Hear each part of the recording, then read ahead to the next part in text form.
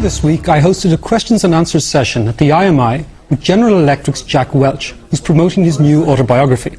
A couple of hundred of Ireland's movers and shakers turned up to hear what the outgoing and outspoken boss of America's #1 company thought about the future for America and Ireland in a global recession.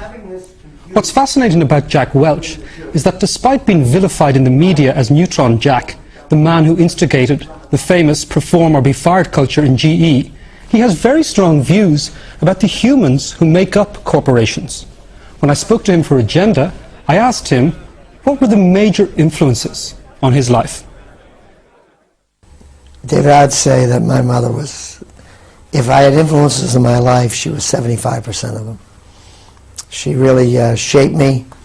I was an only child to an Irish mother who had graduated in the 8th grade, who was in an Irish neighborhood, who dominated the neighborhood, who did everyone's taxes, made the beans on Saturday night, and dished them out. And she didn't. And it turned out in America, by the way, this is a surprise. This book was supposed to be a business book. It turns out that the big hit in this book is my relationship with my mother.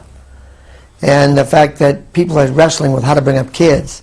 And here's this story of tough love, of her coming in the locker room and grabbing me, calling me a punk, telling me to see the world the way it really is, not the way you hope it'll be.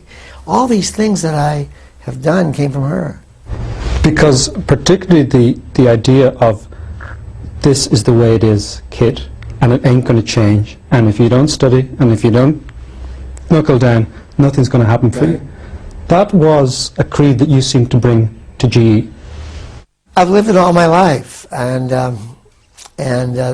the thing that seems to be intriguing people in America is parents are having a tough time deciding whether they discipline their kids, whether they lay off. In today's era, unlike ours, a mother would take a shoe off and whack you in mine. Today that doesn't happen. And people are wrestling with, how much do I discipline my kid? How much heat do I put on them? How much freedom do I put on them? So it's developed some crazy interest over this. But the facts are, she did a lot of stuff for me. Here I am with this speech impediment. And she's telling me my brain works so fast that my tongue can't keep up with it. I actually believed it. And here I was playing ball, and I look now at pictures of the team. Christ, I was half the size of most of the players on the team. But I never thought that. Why do you think bosses sometimes don't champion their employees in the way, let's say, your mother did you? Lack of self-confidence in themselves. I mean, if people have self-confidence, all they want to do is be around bright people. All they want to do is have their people flourish. The exciting thing about having a team work for you is watching them grow. In a way, a manager's job is carrying a can of fertilizer in one hand and a can of water in the other, building a garden, watching the flowers grow, and getting some weeds. And when you get the weeds, you got to cut them out. But the facts are, the manager's job is to build self-confidence in their people. Now, I've worked in places, and I'm sure many people watching have worked in places, where the managers, in your own words, kissed upwards and kicked downwards. How do you find these people? People who are all sweetness and light to the top brass, and then complete little Hitlers to everybody else underneath them. You eventually find it through an appraisal system, through people quitting. I walked around GE preaching constantly. Don't you ever think you're a victim. If you ever feel like a victim, get out. Because if enough of you get out, we'll find out who's making you feel like a victim. It's your job to take responsibility. Go find another game. There's plenty of games here. Unemployment's low here. Go find something else. Go on your own. Do something. But Jesus, don't spend most of your waking hours feeling like a victim. Is teaching absolutely essential for a boss? It's brutal. It's the most important thing a boss does. A boss's entire job is to get the combined intellect of his team to be raised to a new level and to instill spirit. Find every way to celebrate. Find every excuse to have a party. Every little victory counts. I mean, it is so, if a boss can't energize, if he or she can't excite and make people want to be there, they shouldn't have that title. What do you think of, I'm going to come back to this, what do you think of, and it has happened, talk about teaching and information, companies that a lot of people again have worked in, where information is used as a, exactly, and it's like, I know what's going on, you don't, therefore I'm top dog. One of the biggest sins of bureaucracies. One of the biggest sins of bureaucracies. And that's what the internet's going to cure a lot of. Because people are going to be able to see transparently right through a company. The idea that the truth is actually the opposite. The boss is the last person to know most everything. The employees know more, by far, than the boss.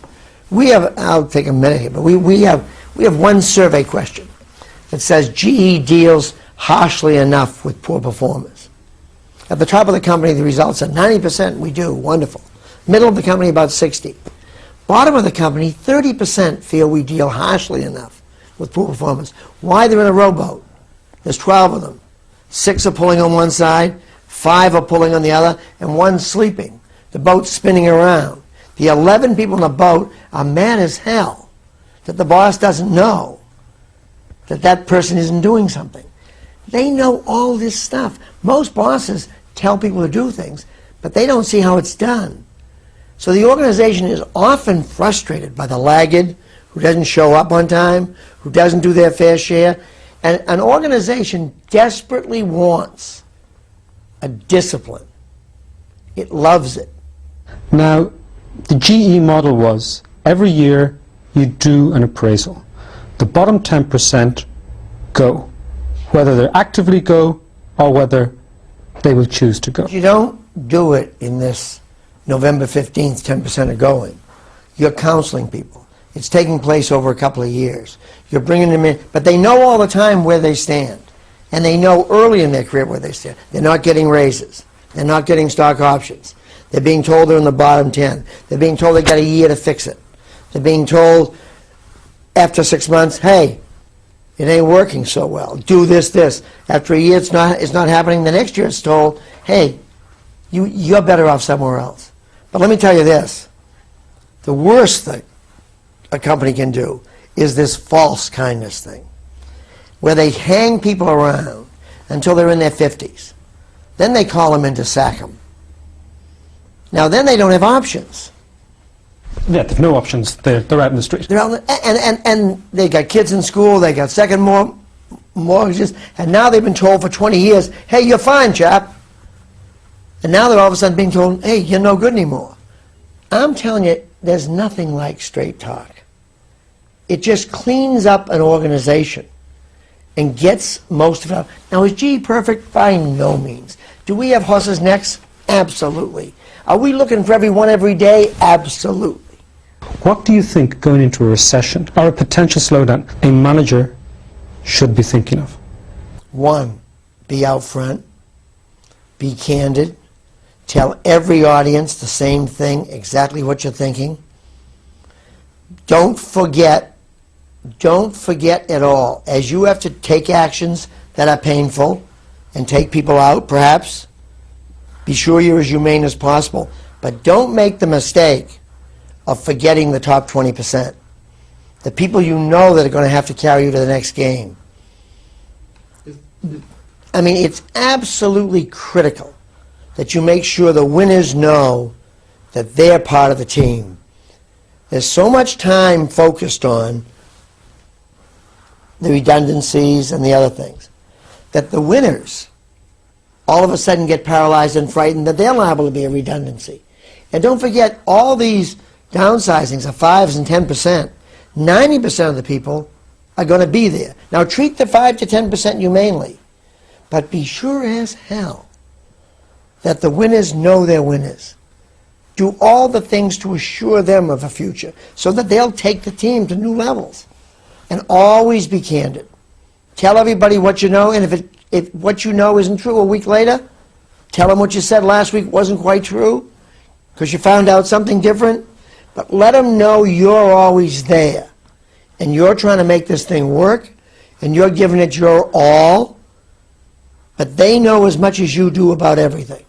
Jack Welch, Thank you very much. It was a pleasure, David. Thank you.